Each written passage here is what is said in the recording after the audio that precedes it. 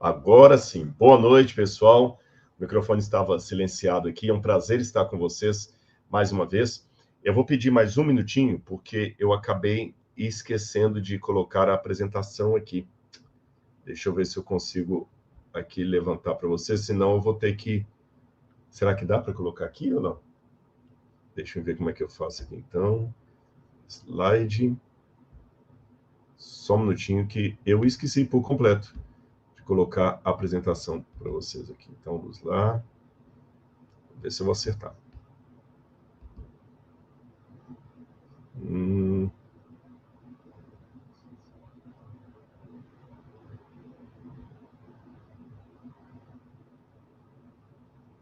Estou procurando aqui, não estou achando. Deixa eu ver como é que está aqui o título dela.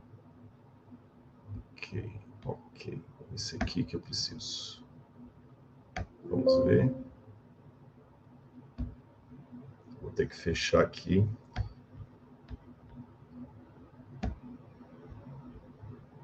Pronto.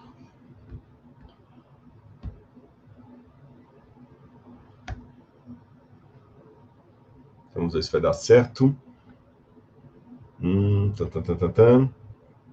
Vamos cruzar os dedos agora, que esse negócio de tecnologia, eu confesso para vocês que às vezes deixa a gente meio assim preocupado. Mas acho que vai dar, está processando ali. Enquanto isso, eu quero cumprimentar os que estão conosco. Hoje nós vamos falar um pouquinho sobre Israel, sobre Líbano, sobre Hezbollah, qual o significado de tudo isso. Eu só preciso ter a certeza mesmo que o processo está ficando certo aqui.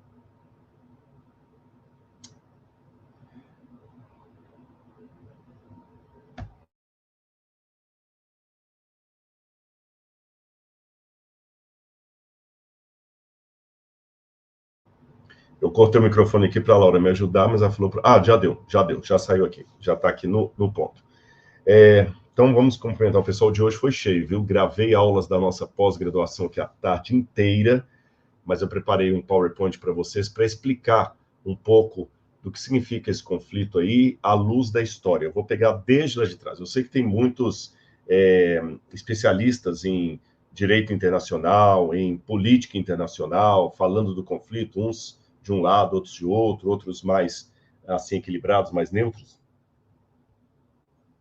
Mas para não chover no molhado, eu queria falar com vocês um pouco sobre a história das relações entre Israel e Líbano, que vem desde lá de trás, desde a época bíblica, até 2024. Vou fazer isso aqui, um resumão para vocês, como se fosse aqui um resumão de aula para vestibular mesmo. Vamos cumprimentar algumas pessoas, vamos ver que estão com a gente? Vamos lá, a Laura vai colocar alguns aqui. Nós já temos mais de 1.300 pessoas, o número está crescendo. Vamos chamar todo mundo aí. Manda um WhatsApp para a família e convida aí. Marta Gouveia, do Rio de Janeiro. Obrigado, Marta. Que Deus abençoe sua família. Vamos aprender hoje sobre o conflito à luz da Bíblia. Miriam Carvalho, do Piauí. Muito bem, Miriam. Espero que esteja tudo bem com você aí e sua família. Além da Miriam, quem mais nós temos? Viviane Cardoso, de Tatuí, São Paulo. Eu estive em Tatuí há pouco tempo, aí na Casa Publicadora Brasileira. Belo Horizonte, minha cidade, Vanessa Costa. Tudo bem, Vanessa?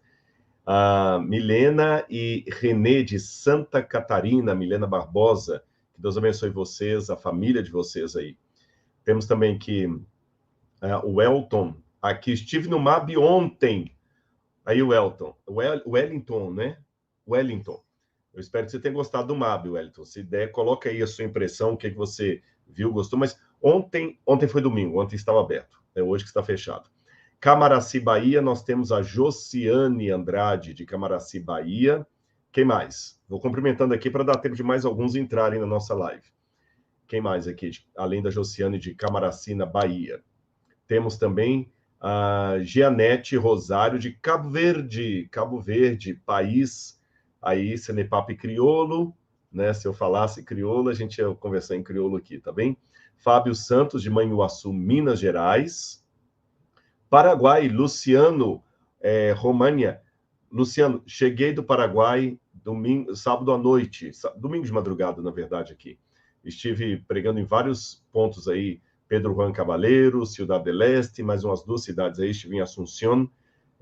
Temos também Ana Cristina Moraes, de Atlanta, nos Estados Unidos.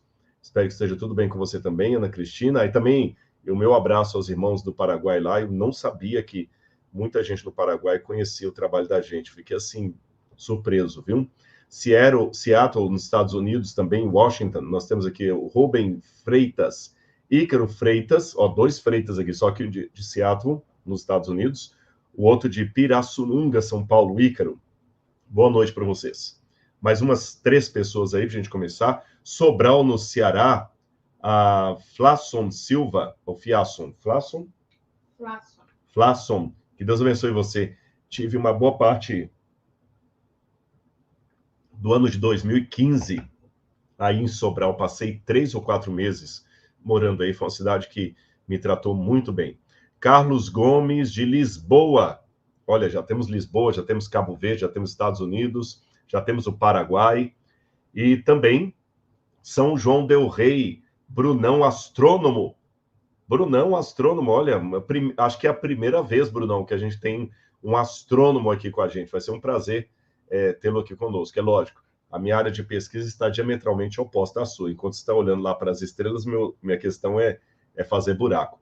Inclusive, a gente recebeu mais um convite aí. Em breve vou estar com o Sérgio também, o nosso Serjão aqui, para a gente bater um papo, Sérgio Sacani, tá bom? Sobre estrelas e outras coisas mais. O que mais? A Alemanha, José Carvalho, da Alemanha também, e lá é 00:07 na Alemanha. Então, que Deus abençoe vocês aí, tá bom? Vamos daqui a pouquinho já começar o nosso bate-papo, para ninguém dormir tão tarde. Eu vou esperar até dar 2.000 aqui, gente. Vamos entrar aqui, 2.000 pessoas participando e a gente começa, tá bom? Acabou, pronto. 2.100. Está transmitindo pelo canal da Bíblia Comentada também? Ah, tá. A Laura disse que está transmitindo também pelo canal da Bíblia Comentada, mas já passamos de 2.000 aqui. Seguir o canal também, tanto o seu, né? Pessoal, a Laura está lembrando aqui, é bom vocês seguirem tanto o meu canal, Rodrigo Silva Arqueologia, aqui no YouTube, como também o canal da Bíblia Comentada, que está crescendo também. Eu falei, então, na verdade, 2.100 nós estamos juntando os 2 canais, correto? É isso aí. E é bom vocês também, que gostam desse conteúdo, se inscreverem no canal, gente. Ativem o sininho de notificações. Muitas vezes o YouTube, o algoritmo, ele não manda mensagem que eu vou postar um vídeo novo, porque você não está inscrito aqui. Então é bom inscrever, ativar o sininho de notificações, curtir o vídeo se você gostar, deixar o seu comentário, tudo isso é muito bem-vindo. 2 pessoas mais para a gente começar. Vamos lá, vou dar mais 2, boa noite aqui. Vamos lá, mais 2. Primeiro, já foi quem mais aqui? Bruna Monique, de Salvador, Bahia. Muito obrigado, Bruna, é um prazer ter você conosco. E o último aqui? Vamos ver. Tá rápido aí. Pega um aí no... Soraya, de Londres, mais uma pessoa de Londres. Hoje a gente tem astrônomo, tem gente do Paraguai, tem de Londres. Obrigado a Aline também, que mandou um superchat. Eu vi aqui rapidamente. Sobe muito rápido. Oi? Teve algumas pessoas que mandaram superchat. A Laura tá falando que teve vários aqui, viu? Denison de Sorocaba mandou um superchat. Obrigado. Denis, não é Denison, não, Denis. A Aline, que eu mencionei, né? Menezes, também mandou um superchat. Muito obrigado. De Umuarama, Paraná. E ela fez uma pergunta. Poderia falar sobre o rei de Jerusalém, Saladino? Ô, Aline, eu prometo falar de Saladino numa outra ocasião. Eu vou mencionar muito rápido ele aqui, mas é porque seria um pouquinho do nosso assunto hoje. Mas em breve eu farei uma live sobre Saladino. Tá bom? Salahadin, como eles dizem. Bom, vamos lá então. Antes de mais nada, eu não posso esquecer de um detalhe. Hoje eu estive no escritório assinando os devocionais. Gente, foram mais de 1.000 pessoas que adquiriram o Bíblia Comentada na versão premium ou anual. A minha mão até doeu de tanto assinar. E como passou de 1.000, o pessoal do escritório pediu alguns a mais, e eu agradeço a Casa Publicadora Brasileira, que acabou mandando alguns exemplares a mais do que nós havíamos combinado. Obrigado, Casa Publicadora Brasileira, e a gente vai mandar para essas pessoas em qualquer lugar do Brasil. Só que assinando ali, parece que sobraram uns 20 e pouco, 30 exemplares, quando eu saí de lá. Então, depois dessa live aqui, você tem que correr, porque até meia-noite, se você for um dos 30 acho que tem 30 eu garanto que tenha lá.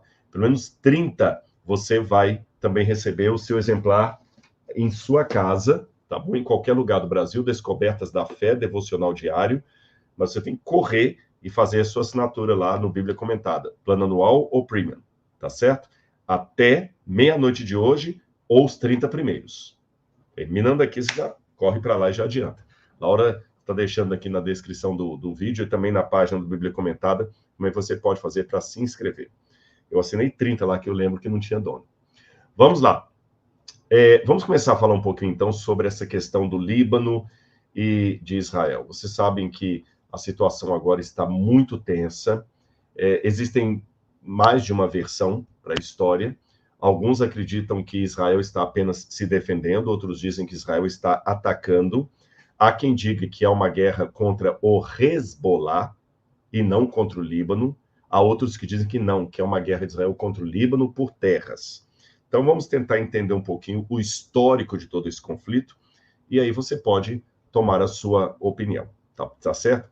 E nos comentários, como o assunto é delicado e sensível, vou pedir só uma coisa aqui. Não vou desativar os comentários que estão aparecendo para mim aqui, mas seja educado na sua opinião. Ainda que seja uma opinião divergente de A ou B, que seja com educação. Vamos ter ética para discordar. Sabe por quê? Se eu não tenho ética nem para me posicionar na internet, então eu não tenho moral alguma para falar do A ou do B no conflito. Porque se na internet eu sou tão ou mais belicoso que eles, então imagina se eu tivesse com um exército na mão. Então a maneira de você responder na internet, mesmo discordando de alguém, é uma forma de mostrar como seria o mundo se você fosse o presidente desse lugar. Tá certo? Então vamos lá.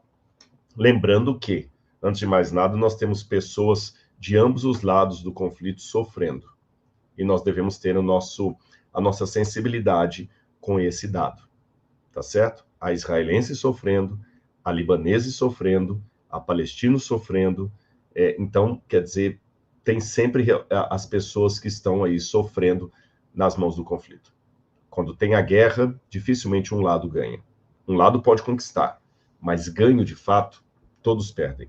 Vamos lá, então. Eu preparei um PowerPoint aqui, vou adicionar ao palco aqui para vocês. Eu queria colocá-lo em tela cheia. Como é que eu faço aqui? Eu vejo aqui, pode deixar. Tá, a Laura vai colocar em tela cheia. Ao contrário, né? Enquanto a Laura está colocando ali, vamos analisar isso um pouco. A guerra de Israel versus Líbano. Eu estive no Líbano 2 vezes. Vou contar para vocês a minha experiência no país. Fui muito bem tratado. Na primeira vez que eu fui, eu gravei um documentário lá, que você pode assistir na plataforma da Bíblia Comentada, Rotas Bíblicas. É um país encantador. E do ponto de vista arqueológico, é uma riqueza o que nós temos ali. Então, vamos lá. A primeira coisa que nos chama atenção é a bandeira do Líbano. Por que o Líbano tem essa bandeira? No centro dessa bandeira tem toda uma questão de o sangue derramado das pessoas que lutaram na independência, mas eu quero chamar a atenção para essa árvore que está aí no meio da bandeira do Líbano, a árvore do cedro do Líbano. Estou procurando minha Bíblia, ela estava aqui à mão agora. Será que eu atirei daqui? Bem, você consegue dar uma olhadinha? Eu acho que eu a levei para gravar e ela está ali, que eu vou precisar da Bíblia. Essa árvore que está no centro aí, que é o cedro do Líbano, essa árvore faz parte da história bíblica e da própria história do país. Tanto é que está no centro da bandeira deles, o cedro do Líbano. Aqui no Museu do UNASP, nós temos, inclusive, o cedro do Líbano plantado aqui. Se você vier visitar o Museu do UNASP, nós tivemos aí alguém, acho que o Wellington, que falou que esteve aqui ontem, ele deve ter visto o cedro do Líbano que nós temos plantado aqui. É uma árvore linda, maravilhosa. Vou mostrar uma foto para vocês de um cedro do Líbano em tamanho adulto. O que nós temos aqui não é tão grande assim, mas ficará, tá certo? É uma árvore frondosa, de uma madeira nobre, e a Bíblia fala que o cedro do Líbano foi usado na construção do Templo de Jerusalém. Eu vou ler aqui para vocês na Bíblia Sagrada, tanto no governo de Davi quanto no governo de Salomão, o Líbano participou do governo de Israel. Quando Davi conquistou ali várias terras e várias porções de territórios, Davi fez uma aliança com o rei do Líbano. Essa aliança depois ela foi confirmada no governo de Salomão. Eu estou falando no século X a.C. E quando a Bíblia fala sobre o templo que Salomão mandou construir, eu vou ler aqui para vocês. Olha, capítulo 2 de 2º livro de Crônicas. Salomão resolveu edificar o templo ao nome do Senhor, bem como um palácio para o seu reino. Salomão designou 70.000 homens para levarem as cargas, 80.000 para talharem pedras nas montanhas e 3.600 para dirigirem a obra. Salomão mandou dizer a Irão, rei do Tiro: como você fez com Davi, meu pai, ele mandou cedros para edificar o palácio em que morasse, assim também faça comigo. Eis que estou para edificar um templo no monte do Senhor, meu Deus, para consagrá-lo a ele e queimar diante dele incenso aromático e lhe apresentar o pão contínuo da proposição e os holocaustos da manhã e da tarde, nos sábados e nas festas de lua nova. Então diz que Irão, rei de Tiro, mandou para Jerusalém muito carregamento de cedro, de madeira, muitas coisas o rei de Tiro mandou para Salomão. E Salomão ficou muito feliz, ele comprou muitas coisas da mão do rei de Tiro. Tanto é que Salomão entregou, inclusive, para o rei de Tiro, uma cidade como pagamento pelos trabalhos que os libaneses, vou chamar assim, fizeram por Jerusalém. Quando eu digo libaneses, eu coloquei entre aspas aqui, porque na época não existia o Líbano como país. Existia um povo chamado fenícios. Então, tanto a cidade de Tiro como a cidade de Sidom eram cidades portuárias importantíssimas da Fenícia, que era o nome do Líbano na época. A Fenícia foi um território muito rico. E só para vocês terem uma noção, aí nós temos um mapa mostrando todas as colônias fenícias que havia no norte da África e também na costa da Itália e em parte da Grécia e do Líbano. Onde está escrito no mapa aí, Sidom, Tirea, seria Tiro e Sidom, mencionados na Bíblia. E aí está Fenícia, vocês estão vendo? Tudo isso aí foi repleto de colônias dos fenícios. E os fenícios tiveram a vanguarda dos mares. Foram os fenícios os primeiros dominadores da arte de navegar em alto mar. Inclusive, durante algum tempo, trabalharam com a hipótese de que fenícios estiveram no Brasil. Eu fiz um programa Evidências muito antigo, se você procurar no YouTube, você vai encontrar. Estiveram os fenícios no Brasil, é um programa Evidências que eu fiz, acho que em 2014 ou 2013, se eu não me engano, é antigo, porque encontraram inscrição fenícia aqui no Brasil. Inclusive na Pedra da Gávea, tem alguma coisa lá que decifraram como sendo inscrição fenícia. É um assunto polêmico, vou deixar para você assistir isso lá no programa Evidências. Mas alguns pensam que os fenícios estiveram nas Américas muito antes dos grandes navegadores europeus, portugueses. Eu sei que a Fenícia, embora eu não possa afirmar, para longe de qualquer questionamento, a presença dos fenícios aqui nas Américas, uma coisa é fato. Eles eram os senhores dos mares na época ali do período do bronze, no período do ferro, e eles eram bons comerciantes. Aliás, os fenícios também foram pródigos, já que eu falei em comércio, na exportação de materiais importantes para o mundo. Só para você ter uma noção, os egípcios inventaram o primeiro tipo de papel da humanidade. O papel que os egípcios inventaram era o papiro. Eu não sei se eu tenho aqui algum papiro guardado para mostrar para vocês. Eu tenho aqui, ó, por coincidência, eu tenho aqui um pedaço de papiro egípcio. Ó, esse aqui é um papiro egípcio. Deixa eu ver se eu tenho um outro com um desenho melhor aqui. Pronto, eu tenho esse aqui, ó. Esse aqui tá melhor. Isso aqui é um papiro egípcio. Olha aqui o desenho dele, vocês estão vendo? Esse primeiro tipo de papel do mundo... Coloca em tela cheia, meu bem, só para o pessoal poder ver melhor aqui, olha. Tá vendo? Isso aqui é um... Vou segurar aqui para a Laura colocar em tela cheia. Ó, isso aqui é um papiro egípcio. Há papiros de cor mais escura, como este, e há papiros de cor mais clara, como esse aqui. Até história, tá vendo aqui, olha? Então, o papiro é feito de uma planta do Egito, chamada papiro. Na verdade, o nome dela seria Alset, em egípcio. Esse nome papyrus é o nome que os latinos deram, de onde vem a palavra papel. Só que quem comercializou por muito tempo o papel para o mundo foi um porto fenício chamado Byblos, cidade de Byblos. Olha que interessante. Desse porto fenício chamado Byblos, o papiro era exportado para o mundo inteiro da época, é claro. E foi tão forte o comércio dos libaneses / fenícios acerca do papiro, que o nome que emplacou no mundo greco-romano para o papiro não foi o nome egípcio original, mas sim o nome da cidade de Byblos. Tanto é que papiro em latim é papyrus, em egípcio Alset, em grego Byblos. E o mesmo nome Byblos, escrito com uma única letra diferente, foi dado aos livros. Tanto é que hoje você chama uma coleção de livros de biblioteca. Alguém que ama livro, você chama de bibliófilo. Você chama o livro sagrado dos cristãos de Bíblia, que é uma coleção de pequenos livros.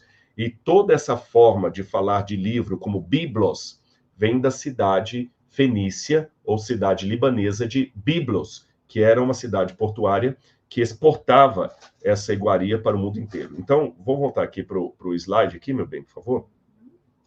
Vocês podem ver, então, que a força dos fenícios era muito grande. O Império Fenício, se eu posso chamá-lo assim, é difícil chamar os fenícios de império, porque eles tinham colônias em Cartago, como vocês estão vendo aí, em várias regiões do norte da África, mas eles não consolidaram isso como fizeram, por exemplo, os assírios, os sumérios, os babilônios, os gregos, os romanos, Alexandre o Grande. Então, por isso que é difícil classificar os fenícios como um império, mas que eles foram, sim, um povo poderoso do passado, foram. A força dos fenícios era tão grande que quando Salomão foi construir o Templo de Jerusalém, fez um acordo com Irão, rei de Tiro, que era um fenício, que era um libanês. Então eram amigos de Israel na época de Salomão. Quando os babilônios assumiram o poder, a força dos libaneses, ou melhor, dos fenícios, começou a cair, e eles se tornaram, então, uma colônia babilônia. Já falei aqui, esse slide mostra Salomão mandando construir o templo e usando o cedro do Líbano. Eles, então, perderam muito da força deles na época de Nabucodonosor. Só que, antes de entrar propriamente dito em Nabucodonosor, deixe-me falar de um outro episódio envolvendo o Líbano, ou os fenícios, que tem a ver com o rei Acabe. Como eu disse, os fenícios eram aliados de Davi e Salomão. E assim ficaram em paz por um bom tempo. Na época do rei Acabe, quando Israel foi dividido entre Reino do Norte e Reino do Sul, Acabe, que era rei do Norte, rei de Israel, acabou se casando com uma princesa fenícia, portanto libanesa, chamada Jezabel. Mais uma vez, deixe-me explicar que eu estou usando o nome Líbano aqui de maneira anacrônica, porque eu estou falando do povo fenício, lá de trás, que vai virar depois o Líbano, tá bem? Então, eu estou usando o Líbano aqui apenas para poder consolidar com o nosso assunto, mas de maneira anacrônica. Quero deixar isso registrado. A Jezabel era sacerdotisa do deus Baal. E aí você tem uma imagem do deus Baal. Aqui no Museu do NASP, nós temos uma estátua original de Baal, um Baal fenício, e o Baal era o grande patrono de toda a religião fenícia. Baal e toda a sua cultura religiosa. E o culto a Baal é muito forte no Egito. Tanto é que uma das regiões atacadas agora, inclusive por Israel, é uma região próxima de Baalbek. Esse nome Baalbek, que até hoje está no Líbano, é um nome que vem do deus Baal, Baalbek, perceberam? E Baal também foi cultuado pelos filisteus, que estavam na costa ali de Gaza, na Pentápolis, onde hoje é a Palestina. Então você tinha lá os filisteus e você tinha no norte os fenícios. Não confunda fenícios com filisteus. Os filisteus vieram do mar Egeu, os fenícios vêm de outra etnia, tá bom? Contra os profetas de Baal foi que Elias fez aquele duelo no Monte Carmelo. Baal, então, teve uma influência muito grande em Israel por causa do casamento do rei Acabe com a rainha Jezabel. A Bíblia fala, inclusive, o modo como Jezabel morre, e foi realmente uma morte, assim, terrível, como ela é descrita em 2 Reis, capítulo 9. Olha que interessante, quando fala da morte de Jezabel, o Acabe morreu primeiro, então Jeú ocupou o lugar do trono. E o que ia acontecer com a Jezabel? Eu vou ler aqui 2 Reis, capítulo 9, versos 30 em diante. Jeú chegou a Jezreel. Jezreel é uma planície no norte de Israel, e Jezabel ficou sabendo disso. Ela era, inclusive, filha do rei Etbaal. Etbaal era, olha, o próprio nome diz que o rei já tinha a divindade acoplada ao nome dele. Então, Jezabel se pintou em volta dos olhos, enfeitou a cabeça e olhou pela janela. O que significa esse ato dela? Olha essa imagem que está aí na tela para vocês. Esta é uma imagem que foi encontrada na Síria, e é uma imagem de uma mulher fenícia, com os cabelos enfeitados, uma tiara assim presa no cabelo, e os olhos bem delineados. E a mulher está olhando pela janela. Algumas imagens esculpidas exatamente como esta foram encontradas no Líbano, na Síria e também no norte de Israel. Então, seria um retrato de Jezabel? Não. Mas me explica a passagem bíblica, porque essa imagem mostra que a mulher estava em posição de sedução. Então, eu sei pela arqueologia que as mulheres fenícias e sírias também, sírias e fenícias, porque depois houve uma junção dos dois reinos, Sírio-Fenícia. Essas mulheres, ao seduzirem os homens, elas passavam lápis no olho, enfeitavam a cabeleira, colocavam uma tiara e ficavam olhando pela janela. Então, esse achado arqueológico me explica o comportamento de Jezabel, quando ela também enfeita os cabelos, pinta os olhos e vai para a janela. Possivelmente ela queria seduzir o rei Jeú, mas ele não aceitou a sedução dela, ela foi empurrada pela janela, caiu, e os cães selvagens devoraram o corpo dela, coisa terrível. Depois de um tempo, quando Nabucodonosor veio atacar Jerusalém, Nabucodonosor passou pela região do Líbano. Tanto é que eu procurei uma foto para mostrar para vocês aqui, mas eu não achei. Mas se assistirem o Rotas Bíblicas lá na plataforma Bíblia Comentada, vocês vão ver. Eu filmei no norte do Líbano, perdão, de Beirute, ali na saída de Beirute para o norte, tem uma pedra com vários entalhes ali de conquistadores que passaram pelo Líbano. E entre esses entalhes você tem o entalhe dos babilônios, inscrição acadiana, inscrição dos babilônios. Então, Nabucodonosor, quando veio atacar Jerusalém, ele passou com o exército dele pela região dos fenícios, ou Ciro-Fenícia, que seria a região do Líbano atual. E quando ele passou, o pessoal de Tiro deu para Nabucodonosor guarida. E não somente isso, eles deram guarida para Nabucodonosor, como falaram, bem feito, Jerusalém, que Nabucodonosor destruiu vocês. Aqui eu tenho um mapa do Império Babilônico, e essa linha vermelha que vocês estão vendo, ela demonstra o retorno das tropas babilônicas, levando consigo vários cativos judeus para a terra da Babilônia. E nota que a linha passa perto da cidade de Ribla, e ali você está justamente na fronteira do que seria o território Ciro-Fenício. Ciro-Fenício. E eu não tenho aqui o delineado da vinda de Nabucodonosor para Jerusalém, mas ele certamente, ao vir, passou pelo Líbano, descansou no Líbano, as suas tropas foram bem recebidas pela cidade de Tiro, que fica justamente ali no litoral, e ele pega, então, dali vai para atacar Jerusalém. E uma vez que ele vai atacar Jerusalém, a cidade de Tiro é amaldiçoada porque ela debochou de Jerusalém. Olha o que diz aqui a profecia de Ezequiel, capítulo 26, por causa do que aconteceu nessa aliança entre Tiro e Nabucodonosor. Vou ler para vocês aqui, Ezequiel, capítulo 26. No 11º ano, no primeiro dia do mês, a palavra do Senhor veio a mim, dizendo: Filho do homem, Tiro, a cidade libanesa de Tiro, disse a respeito de Jerusalém: bem feito, foi arrombada a porta dos povos. Por que porta dos povos? Porque essas cidades costeiras do Líbano eram cidades portuárias que exportavam muitos produtos.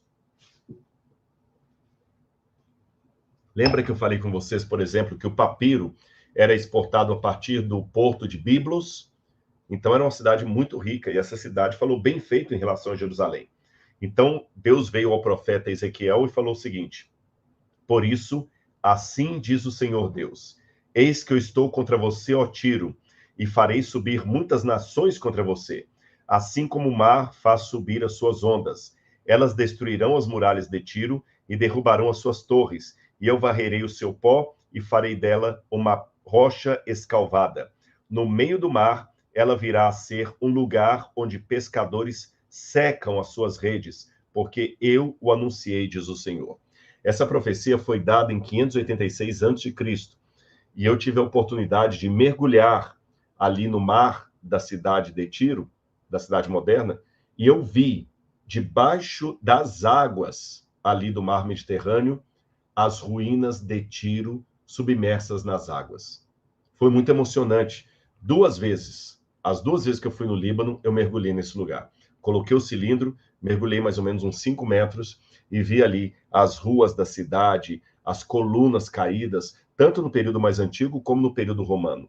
Vimos ali vários pedaços de cerâmica da antiga cidade de Tiro, e quando eu saí da água e fomos almoçar, o que havia perto do restaurante onde eu estava? Várias colunas derrubadas, colunas antigas da cidade de Tiro, e pescadores secando as suas redes sobre as colunas antigas. Eu vi no século XX, em 2023, quando eu estive lá, e 2022, eu vi com os meus próprios olhos a profecia que foi feita em 586 a.C. se cumprindo. E, de fato, a Bíblia fala que muitas nações se levantariam contra Tiro, e isso aconteceu. Tiro foi tão assim, se tornou tão inimiga de Israel, olha que ironia da história. Tiro, que representava a Fenícia, no passado era aliada de Davi e Salomão. Perceba isso aqui para você entender a ironia da história. Tiro era aliada de Davi e Salomão. O rei Irão, que era rei fenício de Tiro, mandou insumos do Líbano para construir o templo de Jerusalém, o templo de Salomão. Depois, na época de Acabe, houve outra aliança de Israel, norte, o reino de Israel, com o Líbano, quando Acabe se casa com uma princesa fenícia. Mas ela traz para Israel a idolatria do deus Baal. Depois, na época de Nabucodonosor, Tiro rompe a aliança com Israel, se une com os babilônios, dá suporte ao exército babilônio e ainda desdenha da destruição de Jerusalém e da destruição do templo que eles ajudaram a construir. Olha que ironia.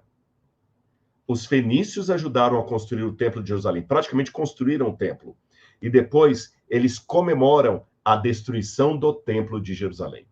Ironias da história. Você vê como é que a história da política ela tem altos e baixos, não é? Altos e baixos. Quem diria que a Alemanha hoje teria uma exposição em homenagem aos que morreram no Holocausto nazista? E no passado, ser um judeu na Alemanha era assinar a sentença de morte. Olha como a coisa tem altos e baixos. Continuando. Na época de Nabucodonosor, então, eles comemoram isso, e a ira de Deus foi tão grande que ele profetizou que Tiro seria destruída e viraria um enxugadouro de redes. Eu vi com os meus próprios olhos o cumprimento dessa profecia. Agora, no capítulo 27 de Ezequiel, ele chega a comparar o rei de Tiro com o diabo. Ele conta a história do rei de Tiro, mas ele mistura, propositalmente que ele faz isso, ele mistura a descrição do rei de Tiro com a descrição da queda de Lúcifer no céu. Olha o que ele fala aqui justamente sobre o rei de Tiro. Vou ler aqui para vocês. Deixa-me ver aqui. Capítulo 28, na verdade, de Ezequiel, onde ele fala assim, olha. Ezequiel capítulo 28, verso 12. Filho do homem, faça uma lamentação sobre o rei de Tiro e diga-lhe: assim diz o Senhor Deus, você era o modelo da perfeição, cheio de sabedoria e perfeito em formosura. Você estava no Éden, jardim de Deus, e se cobria de todas as pedras preciosas, sárdio, topázio, diamante, berilo, ônix. Os seus engastes e ornamentos eram feitos de ouro. Você era um querubim da guarda que foi ungido. Eu o estabeleci, você permanecia no santo monte de Deus e andava no brilho das pedras. Veja, aqui é claro que o profeta não pode estar falando literalmente do rei de Tiro, porque ele não estava no jardim do Éden. O rei de Tiro não habitava no santo monte de Deus. Ele não se cobria de pedras preciosas. Ele não era um querubim. Por que então que Ezequiel mistura as duas figuras? Era uma maneira profética de dizer: você, rei de Tiro, está agindo contra Jerusalém, mas é o diabo que está agindo através de você. Por isso que a biografia de vocês se mistura. Percebeu? Olha que interessante. Resumindo, Tiro constrói o templo, depois comemora a destruição do templo, traz antes disso idolatria para o norte de Israel através de Jezabel, e na época de Nabucodonosor comemora a destruição do templo. Por isso, o rei de Tiro passa a ser comparado ao próprio Lúcifer, que caiu do céu. Forte isso, não é mesmo? Vamos continuar com a história. Na época do Novo Testamento, Jesus teve um momento em que Jesus foi para as bandas de Tiro e Sidom. Isso é muito interessante, porque Tiro e Sidom, na época do Novo Testamento, não tinham uma inimizade formal contra os judeus por uma razão muito simples. Na época do Novo Testamento, Tiro, Sidom, os fenícios, a Síria, Israel, o Egito, todos faziam parte do Império Romano. Então, todos eles eram colônias do Império Romano. A ira dos judeus era contra Roma. Então, não havia guerra na época de Jesus entre a Fenícia e Israel. Mas havia uma antipatia. Por quê? Por causa dessa história. A antipatia era muito forte. Os judeus não gostavam dos fenícios. Eles odiavam os fenícios. Porque a rusga histórica ficou. Mesmo que na época de Roma, era tudo Império Romano. Tá certo? Não tinha essa divisão. Aí, quando você vai no Evangelho de Mateus, você vê aqui um movimento muito interessante que Jesus faz. Eu vou ler aqui para vocês, Mateus, capítulo... Deixa eu ver aqui. Mateus, capítulo 15, versículo 21. Vou ler para vocês. Saindo da onde? De Cafarnaum e da Galileia. Saindo dali, Jesus foi para a região de Tiro e Sidom. Olha que interessante. Por que Jesus foi parar lá no Líbano? Pouca gente sabe, mas Jesus esteve no Líbano. Aliás, abrindo um parênteses aqui, eu estava me esquecendo de uma história importante do Antigo Testamento. Lembra que eu falei com vocês da época em que o rei Acabe se casou com Jezabel e Jezabel trouxe muita idolatria para Israel? Lembra disso? Pois é. Quando o Elias estava na época da seca, que ele profetizou ao rei Acabe, por causa da idolatria que essa mulher trouxe para cá, e você fez vista grossa, Deus vai trazer uma seca para Israel. 3 anos e meio de seca sobre Israel. E é lógico, quando você ameaça um tirano, ele também se torna uma ameaça para você.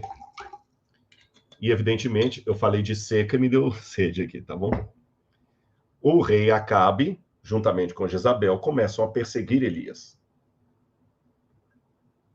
E Deus fala com Elias assim: Elias, você vai fugir, mas quem vai te amparar é alguém fenício, é alguém libanês. E sabe para onde o profeta Elias foi? Para a região de Sarepta. Sabe onde fica Sarepta, ou Serepta? No Líbano. Aquela viúva, que ele vai lá na casa da viúva e multiplica o azeite dela, que tem até muita pregação sobre isso, o azeite da viúva, que ele pede a ela: escuta, eu quero comer alguma coisa, faz um pão para mim. Ela fala: ó, homem de Deus, eu não tenho nada aqui, a não ser um pouco de farinha, azeite, vou fazer um bolo para mim, para o menino, e vou morrer. E ele fala: você não vai morrer. E ele multiplica o azeite da viúva. Pois é, essa viúva era libanesa. E Jesus, na época do Novo Testamento, lembra dessa história e ele joga isso contra a arrogância dos judeus, quando ele fala o seguinte: vocês se esquecem que na época da seca, Elias não foi enviado às viúvas de Israel, mas sim à viúva de Sarepta. O que a Bíblia quer ensinar com isso? Que embora Jezabel fosse uma fenícia ou libanesa, estou usando o nome de maneira anacrônica, isso não significa que todo o povo era Jezabel. A Bíblia sabia diferenciar entre a pessoa e o grupo. Percebe? Havia gente sincera no Líbano naquela época. Tanto é que Deus mandou o profeta à casa de uma viúva no Líbano. Não a uma viúva de Israel. Isso é muito forte. Continuando aqui a leitura, Jesus também sai da Galileia, assim como aconteceu com o profeta Elias, e vai para o território dos odiados fenícios. Saindo Jesus dali, estou lendo Mateus 15, verso 21, foi para a região de Tiro e Sidom. Eis que uma mulher cananeia, que tinha vindo daqueles lados, clamava: Senhor, filho de Davi, tem compaixão de mim. Minha filha está horrivelmente endemoniada. Olha que interessante. Quando você lê essa passagem na versão de Marcos, capítulo 7, Marcos fala: veio uma mulher ciro-fenícia, que é a região da Síria e da Fenícia. Mas Mateus, talvez ainda mostrando, sei lá, demonstrando, Mateus estava historiando, não que ele pensava assim, o ranço judeu contra aquela mulher, ele a chamou de cananeia, porque realmente a região dos fenícios era uma região também de Canaã, dos cananeus. Ele a chama pelo nome dos inimigos de Israel. Na época do Novo Testamento, ninguém chamava o Ciro Fenício de cananeu, mas Mateus coloca aqui para mostrar como aquela mulher representava para o grupo dos 12 apóstolos o que havia de mais odioso numa pessoa. Ela é libanesa, falando em linguagem atual. E Jesus, quando está andando, a mulher está clamando pela filha, ele não dirige palavra a ela. E os discípulos reclamando dizem: Senhor, essa mulher está incomodando a gente, cura logo essa mulher e manda ela embora. E Jesus então deu uma lição neles. É mesmo? Curá-la e mandá-la embora? Ora, eu não fui enviado senão as ovelhas perdidas da casa de Israel, não é? Então dispersa a vocês. Jesus, ao falar assim, ele não estava menosprezando aquela mulher. Ele estava querendo dar uma lição nos discípulos. Tanto é que Jesus, quando ele foi para a cidade de Tiro e Sidom, o Evangelho de Marcos fala que Jesus ficou hospedado alguns dias ali. Eu vou ler aqui para vocês, Marcos, capítulo 7, diz assim, olha, verso 24. Levantando-se Jesus dali, foi para as terras de Tiro e Sidom. Tendo entrado numa casa, não queria que ninguém soubesse onde ele estava. Então Jesus foi hospedado numa casa de gente que os hebreus não aceitavam. Eu fico imaginando as caras e bocas que os apóstolos faziam ali naquele ambiente dos libaneses. E Jesus ainda falou assim para os discípulos: eu não posso ajudá-lo. Vocês não dizem que o Messias é só de vocês, dos judeus e de ninguém mais? Eu não posso tirar o pão dos filhos e lançá-lo aos cachorrinhos. Aí, nessa hora, a mulher salta diante de Jesus e fala: Senhor, eu sei que o Senhor não pode tirar o pão dos filhos e dá-lo aos cachorrinhos, mas os cachorrinhos podem comer das migalhas que caem da mão da mesa dos seus senhores. Quando eu estive em Beirute, ali no museu, eu vi uma lápide, que também está filmada lá no Rotas Bíblicas, e também vi uma lápide semelhante em Istambul, na Turquia. Era uma mulher reclinada num triclínio, que é uma mesa para comer. Ela está comendo, e embaixo da mesa dela, comendo as migalhas, estava um cachorrinho. A mesma cena que a mulher falou. Ou seja, no costume libanês ou fenício da época, era comum a pessoa comer aqui e dar alguns pedaços de pão para o cachorrinho que ficava embaixo ali esperando as migalhas. Em Israel, eles não faziam isso. Então, aquela cena que eu vi em Beirute, lá no museu de Beirute, e também vi em Istambul, ilustra o que aquela mulher falou. Na nossa cultura, a gente dá pelo menos migalha para os cachorros, então não importa de ser cachorrinha, não. O senhor pode pelo menos me dar umas migalhas? Aí Jesus conseguiu o que ele queria. Não humilhar a mulher de jeito nenhum. Mostrar aos chauvinistas discípulos como que em Israel, às vezes, ele não via a fé que ele via naquela mulher. Ele fala: filha, a tua fé te salvou. Vai e seja como você quer.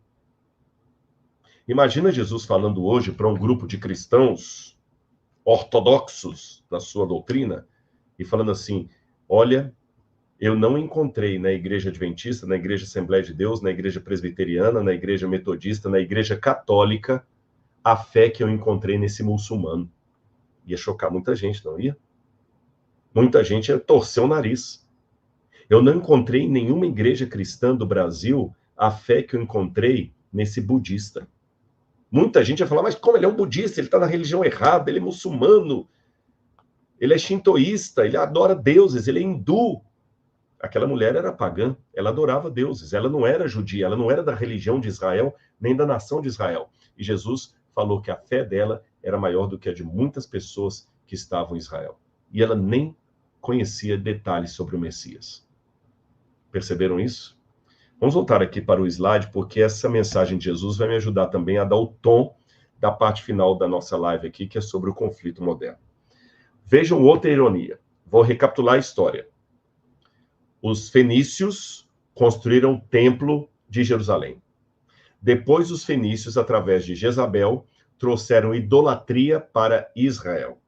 Depois, os fenícios, através de Tiro, debocharam da destruição do templo de Jerusalém. Sempre é Tiro que está na margem. E na época de Jesus, Jesus se encontra com a mulher de Tiro. Agora, ainda na época de Jesus, havia esta moeda que vocês estão vendo aí, cunhada na cidade de Tiro. Ela tem de um lado Melcat, que é justamente uma figura divina do rei Melcat, que seria irmão de Heracles, de Hércules, e do outro lado você tem a águia, que também era símbolo de Roma na época de Jesus. Essa moeda que vocês estão vendo, nós temos o original dessa moeda aqui no nosso museu. Essa moeda, ela tinha 98% de prata pura. E onde essa moeda era feita? Em Tiro, no Líbano. Aí olha que interessante. No livro de Números, Moisés ordenou ao povo de Israel como deveria ser a oferta que eles dariam no templo. E a ordem foi a seguinte: vocês darão no templo meio shekel. Meio shekel. O shekel, eu acho que eu tinha até uma réplica dessa moeda aqui. Vocês estão vendo a imagem dela aí, já está suficiente. Eu tenho réplica dela para alguma bagunça minha aqui. Meio shekel de prata.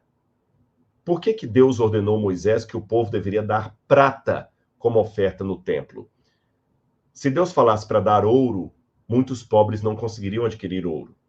E os ricos achariam que eles eram donos do templo porque só eles tinham condições de ofertar.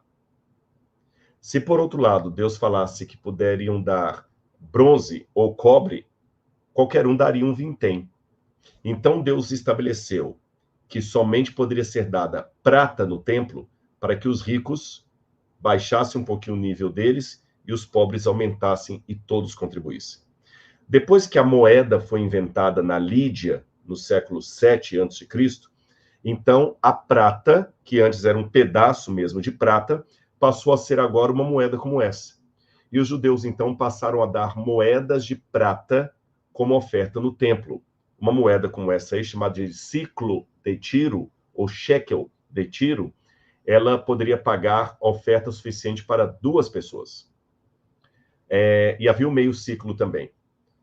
Aí, olha que interessante. Por que que os judeus usavam esta moeda específica no templo e não outra moeda de prata qualquer? Porque era a moeda mais pura que havia na época do Império Romano. Ela era feita de 98% de prata pura e 2% de outras ligas de outros metais. Então, como Deus ordenou prata, e a moeda mais pura de prata era essa moeda, então vinha desde Tiro, desde o Líbano, até o Templo de Jerusalém. Só que houve uma época em que o Império Romano impediu o Líbano de cunhar novas moedas. Então, aquilo que eu vou dizer agora é motivo de debate entre os especialistas em numismática, tá bem? Não é um consenso que eu vou dizer. Alguns acreditam que Jerusalém solicitou a Roma autorização para continuar cunhando o ciclo de Tiro em Israel, talvez em algum lugar próximo a Jerusalém. E foi permitido. Então, uma série de moedas de Tiro foi cunhada em Jerusalém. E olha o que fizeram os judeus. Como essa moeda trazia o rosto de um rei divino, Melkart, e da águia romana, ela acabava, por um lado, obedecendo à ordem de Moisés, de dar meio ciclo de prata como oferta no templo, mas, por outro lado, ela também ajudava a transgredir a lei de Moisés, porque você estava levando para o templo uma imagem, um ídolo. Então, o que os judeus fizeram? Estão preparados para a surpresa? Ao cunharem a moeda, eles desfiguraram o rosto de Melkart e o rosto da águia, como você pode ver, e mantiveram apenas a pureza da prata. Como eu disse, ainda há um debate entre os numismatas se de fato os judeus cunharam essa moeda em Jerusalém ou não, mas é fato que uma série da moeda tinha, assim, virtualmente falando, o rosto do rei completamente desfigurado. Isso era uma forma de mostrar que realmente eles queriam dar um jeitinho de não transgredir a lei. Mas, infelizmente, havia também muita corrupção em Jerusalém. Tanto é que o sistema era assim: eu chegava da minha vila, na Galileia, para adorar em Jerusalém. Eu trazia o meu dinheiro, o meu denário. O que eu fazia? Eu ia até o cambista, ou aquele que trocava o dinheiro, ele trocava a minha moeda por essa moeda do templo. E com essa moeda do templo é que eu poderia comprar um animal inspecionado pelo sacerdote para ser apresentado no templo. Só que como havia muita corrupção nessa época, muita corrupção, por exemplo, com o rate, como é que se diz, com a tabela de preços, com a cotação, essa palavra, com a cotação da moeda, Jesus um dia chegou no templo e derrubou a mesa dos vendedores do templo e dos cambistas, porque eles estavam transformando o templo num lugar de ladrões, de salteadores. Você conhece esse episódio na Bíblia. E essa moeda de Tiro estava envolvida nessa situação. Teve uma vez que uma viúva ofereceu 2 moedinhas de bronze no templo. Você conhece essa história? A moeda que ela deu no templo, do ponto de vista da religião judaica, estava errada, porque no templo só podia dar moeda de prata. E ela deu 2 moedinhas pequenininhas de latão.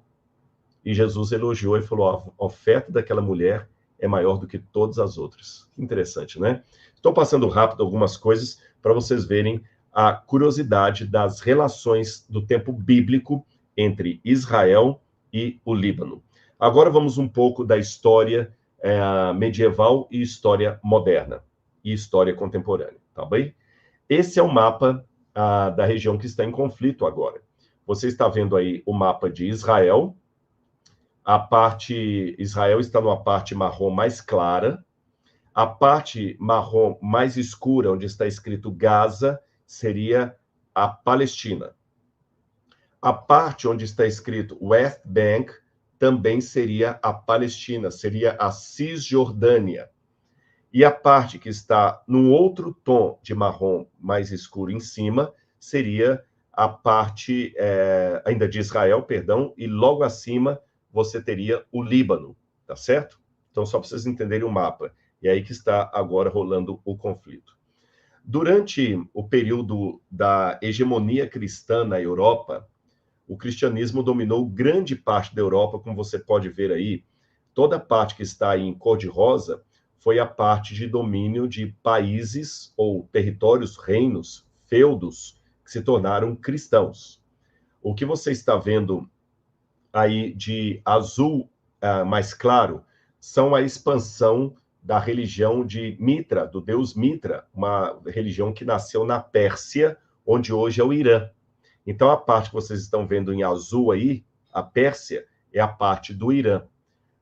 O que está em vermelho, você vai ver depois que é a expansão do território muçulmano. E a parte em azul mais escuro seria a expansão cristã. O que acontece? Está vendo aí a Arábia, de azul bem escuro?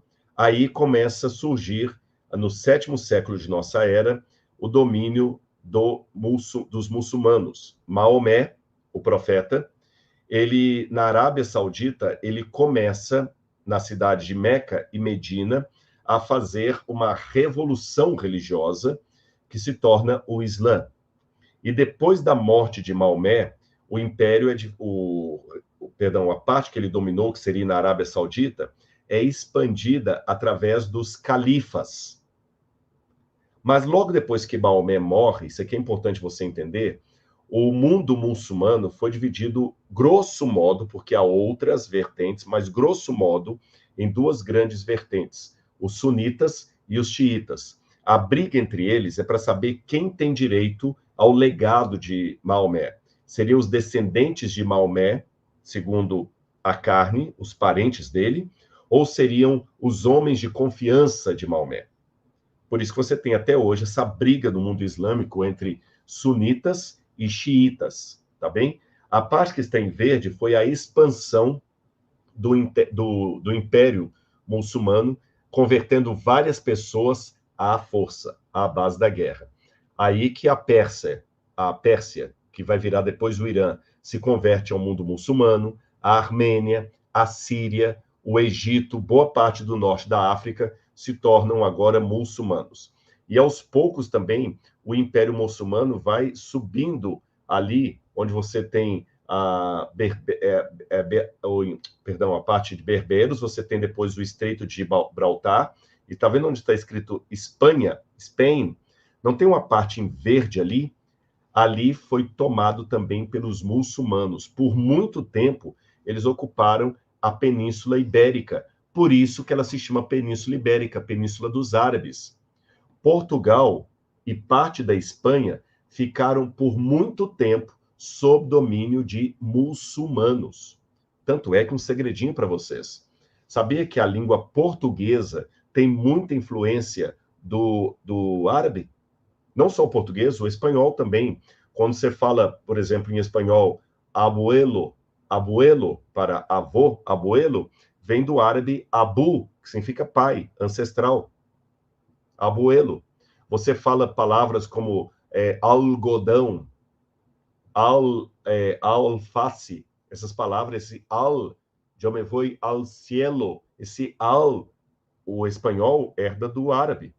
Portugal e Espanha são exportadores de azeite de oliva. Com quem que eles aprenderam a cultivar a oliveira e, a partir da azeitona, fazer o azeite de oliva? Foram com os árabes. Tanto é que a azeitona, em inglês é olive, mas em português, azeitona. Essa palavra vem do árabe, azutuna. Percebem quantas palavras nós recebemos do árabe? Quantas, a ideia do chá, várias coisas. A gente fala chá, não tea, como em inglês. Chá vem do árabe chai, e assim por diante. Mas depois, o cristianismo, juntamente à Igreja Católica, com vários outros cruzados, começaram a guerra, e eles expulsam, então, os mouros ali da Península Ibérica, tomam de novo Portugal e Espanha, porém, do lado de cá, os muçulmanos acabam ocupando a cidade de Constantinopla, que hoje seria a cidade de Istambul, na Turquia, e assim termina a Idade Média. Bom, opa, pulei demais. Depois da Idade Média, eu queria voltar esse aqui. Não é esse, aqui, isso, pronto. Depois da Idade Média, nós tivemos, a partir do século XVI, 1517 em diante, a construção de um império chamado Império Otomano, ou Turco-Otomano. Esse império é pouco conhecido aqui no Ocidente, pouco se estuda sobre ele.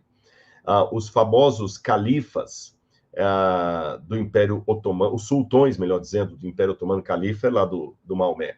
Os sultões do Império Otomano comandaram uma vasta região. Olha o mapa aí, quanta coisa esteve na mão do Império Turco-Otomano.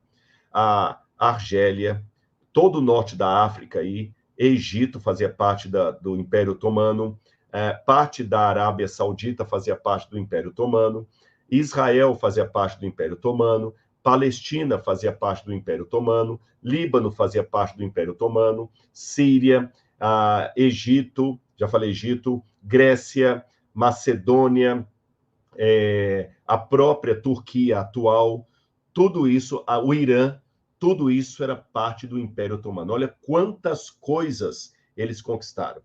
Olha o tamanho desse império. E o Império Otomano, ele domina desde 1517 até 1921, quando você tem a fundação da República da Turquia por Atatürk. Só que, no final do século XIX, o Império Otomano começa a cair. Eu espero não estar cansativa a aula aqui, mas eu quero explicar uma coisa do Império Otomano. Lembram que no livro da Gabriela tem o Nassif, que ele tinha um bar, e toda hora ele ficava irado quando o pessoal chamava de turco. Ele falava, eu não sou turco, eu sou libanês. Eu não sou turco, eu sou libanês. Por que essa confusão? Porque muitas pessoas, na época, confundiam, porque qualquer um que morasse na região tinha um passaporte turco. Mas, com a queda do Império Otomano, o que aconteceu? Países da Europa começaram a ocupar regiões que antes pertenciam ao Império Turco-Otomano. E olhem aí a parte verde, no início do século XX, onde o Líbano ainda pertencia ao que sobrou do Império Turco-Otomano. Porém, em 1920, houve uma guerra também, o Líbano também acaba perdendo corrigindo, a Turquia também acaba perdendo o Líbano, e quem toma conta do Líbano? A França. Por isso, quando você vai no Líbano hoje, é cheio de construção francesa ali. E de 1920 a 1943 foi a guerra do Líbano pela independência. Independência contra quem? Contra o controle francês. Veja, a França comandava ali. Então, a França acabou liberando em 1943, depois da Segunda Guerra Mundial, e o Líbano se tornou um país independente. Só que tinha um problema. O Líbano, na época em que os franceses dominavam ali, ou mesmo na época também da Turquia, era um conglomerado de vilas e povos, às vezes até hostis uns com os outros. Por exemplo, no Líbano você tinha cristãos maronitas. Quem eram os cristãos maronitas? Um ramo do cristianismo que vinha do cristianismo ortodoxo, que foi fundado por um santo chamado Maron, do V século, e ela tem santo, ela tem padre, mas é bem diferente da Igreja Católica que nós conhecemos aqui. É um ramo da Igreja Ortodoxa. Ela tem uma ligação mais com a Igreja Ortodoxa.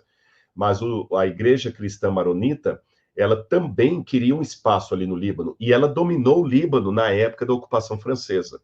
Você tinha muçulmanos xiitas e sunitas, que ficavam brigando dentro do território. 3. Além disso, você tinha os drusos também que estavam ali. E 4, você tinha também alguns palestinos que começaram a atacar o Líbano. Isso aqui é novidade para muita gente. O Líbano também foi atacado por palestinos. Não estou inventando, não. Você pode pesquisar a história e você vai ver isso. Como é que foi o ataque do Líbano, dos palestinos? Eu vou explicar para vocês. Você teve uma guerra civil enorme ali no Líbano, que começou em 1985. Essa guerra civil foi de 1985 até 1992, salvo engano. Essa guerra aconteceu porque esses grupos que estavam lá, drusos, cristãos maronitas, xiitas, sunitas, muçulmanos, todos queriam o Líbano para eles, mas todos eram libaneses. Então essa guerra começou e ela foi... eu vou mostrar algumas fotos para vocês da guerra civil. Olha a situação. Assim o Líbano viveu numa guerra civil desde 1975 que começou a guerra civil, falei errado. Ela vai até 1990 ou 92, se eu não me engano. Então essa guerra, ela ficou muito forte ali. Durante anos, o povo libanês sofreu com essa guerra, por essa luta. Olha a situação do povo. Era ataque aéreo, era bomba para um lado, bomba para o outro. E os países vizinhos começaram também a querer um pedaço de terra ali. Eles queriam também resolver a situação da guerra civil ali. E que países, por exemplo, invadiram o Líbano para tentar resolver a guerra civil do Líbano? Estados Unidos, França, a França invadiu o Líbano, Estados Unidos invadiu o Líbano, milícias da Síria invadiram o Líbano em 1976. A Guerra Civil começa em 75, por isso que eu confundi com 85 aquela hora. Ela começa em 75, em 76, a Síria invade o Líbano. Tanto é que eles ficaram inimigos por muito tempo, tá certo? O Irã também participou ali, teve invasão do Irã ali, e a OLP, Organização para a Libertação da Palestina, com Yasser Arafat, também invadiu o sul do Líbano. E os Estados Unidos também tiveram a participação deles ali. Todos esses povos invadiram o Líbano. Agora, olha esse mapa aí, você vai entender o que aconteceu. Vocês estão vendo, teve a guerra de Israel, a guerra dos 6 dias, perdão, é a guerra do Yom Kippur. Israel conquista as colinas de Golã, na guerra dos 6 dias. Tá vendo aí a setinha azul no mapa da direita? Você tem Golan Heights, as colinas de Golã. Israel conquista Golã. E muitos palestinos fogem do norte e vão para onde? Para o Líbano. Eles chegam no Líbano, a princípio, como refugiados de guerra. Só que a Organização para a Libertação da Palestina começou a ter milícias palestinas. Não acreditem no que eu estou falando, investiguem na história. E eles atacaram muito o Líbano. E o sul do Líbano ficou em grande parte na mão de milícias palestinas. Por causa disso, o que aconteceu? Quer dizer alguma coisa? Não? Por causa disso, o que aconteceu? Israel invadiu o sul do Líbano por causa dos ataques da OLP, Organização para a Libertação da Palestina. Quando Israel invade o sul do Líbano, aí que se cria, em 1982, o partido do Hezbollah, que foi um grupo paramilitar, que depois foi oficializado a partir de 1992, se eu não me engano. Ele foi oficializado e ele, então, começa a entrar em guerra contra Israel e se alia aos palestinos. Os palestinos continuam morando no Líbano, tem uma grande comunidade palestina lá. Israel recua, mas o Hezbollah agora coloca no Líbano a seguinte propaganda: não foram os palestinos que libertaram vocês de Israel, nem foi o governo libanês que libertaram vocês de Israel, fomos nós do Hezbollah. Então, cuidado, porque Israel quer tomar o Líbano. Essa ideia foi passada em sala de aula, em escola, as crianças aprendem isso. Não se reconhece o Estado de Israel, tanto é que em mapas do Líbano, quando você vê o Estado de Israel, é chamado de Palestina ocupada ou Palestina invadida. Mas olha que interessante. Quando Israel invadiu o sul do Líbano, Israel invadiu porque estava sendo atacado pela OLP, que tinha ocupado o sul do Líbano e estava atacando Israel. E quando o Hezbollah surge e começa também a atacar, Israel invade de fato o Líbano porque estava sendo atacado. Como invadiu também a Península do Sinai quando estava sendo atacado pelo Egito. Como invadiu também Golã, como estava sendo atacado pela Síria. E como invadiu também a Cisjordânia quando estava sendo atacado pela Jordânia. Simples assim. Israel depois reconheceu e devolveu a terra lá para o Líbano, só que o conflito continuou e continua até hoje. E para você ver que eu não estou mentindo, olha o mapa do Líbano na época da Guerra Civil. A parte que está aí em lilás era controlada por milícias cristãs. A parte que está em verde claro era controlada por milícias palestinas. E a parte que está em verde escuro, controlada por milícias da Síria. Mas essa parte da história muita gente não conta. Israel, então, em 2006, houve outra guerra, porque eu estava em Israel na época dessa guerra. Eu lembro que nós tivemos que acabar a escavação arqueológica na metade, correr para o aeroporto, pegar o primeiro avião e partir do país, porque o Líbano começou a atacar. De que maneira? O Hezbollah começou a sequestrar soldados israelenses e exigir a soltura de presos do Hezbollah que estavam em Israel a troco de soldados israelenses. Em 2006 eu estava lá, houve uma guerra. Depois a coisa aparentemente acalmou novamente, até que agora veio o ataque do Hamas a Israel e o Hezbollah, que estava quieto, financiado pelo Irã, começou a bombardear o norte de Israel para apoiar o Hamas. Israel, então, foi responder ao ataque, agora bombardeando também as posições ali do Hezbollah. Rodrigo, e qual a sua opinião acerca de tudo isso? Não é fácil tomar uma posição. Sabe por quê? Eu tenho amigos no Líbano. Eu tenho ex-aluno meu que está trabalhando como missionário no Líbano. Eu tenho uma amiga que foi guia minha lá no Líbano e que eu não sei como é que está a situação dela e da família dela, que morou no Brasil. Há crianças que estão perdendo a vida. Então, não sei. Por outro lado, do lado de Israel também, eu vi em hotéis famílias de judeus que estão em hotel há meses, desde o ataque do Hamas, porque não podem voltar para casa, porque o Hezbollah está chovendo de mísseis em todas as cidades israelenses ali do norte. Já teve míssil que chegou em Haifa.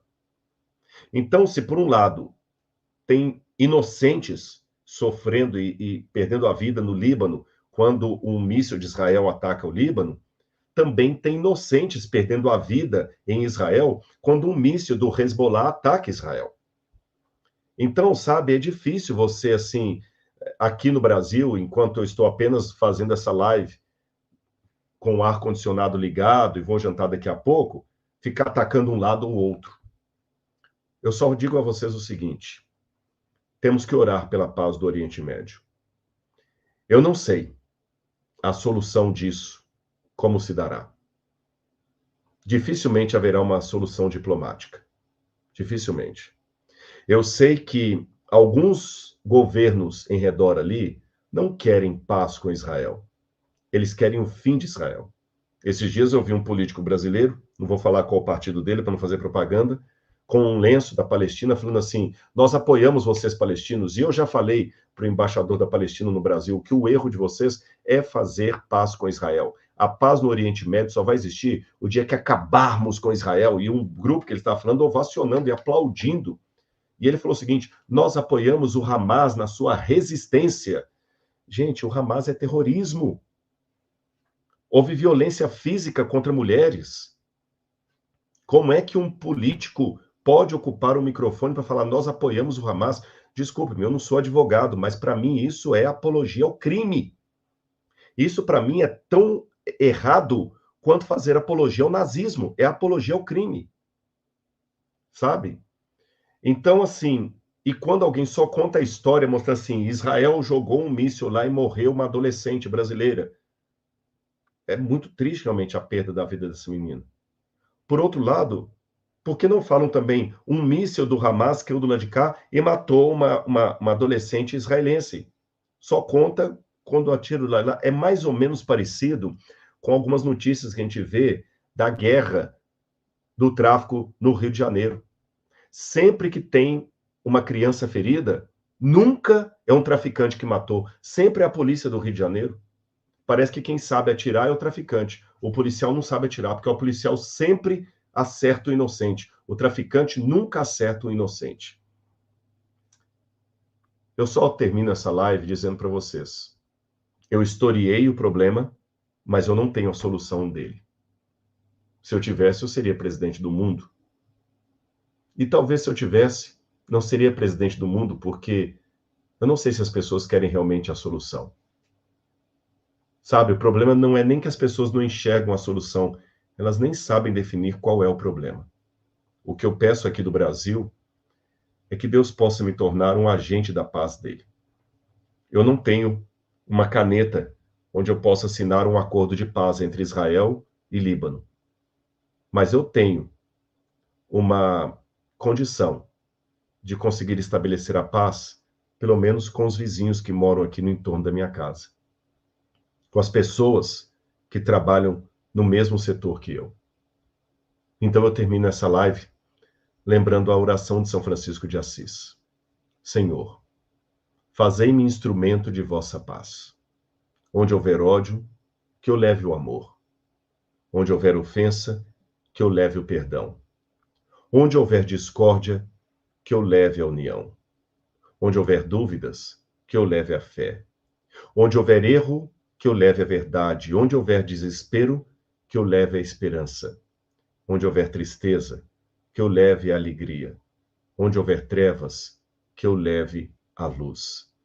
Ó Mestre, fazei que eu procure mais consolar que ser consolado, compreender que ser compreendido, amar que ser amado, pois é dando que se recebe, é perdoando que se é perdoado, e é morrendo que se vive para a vida eterna.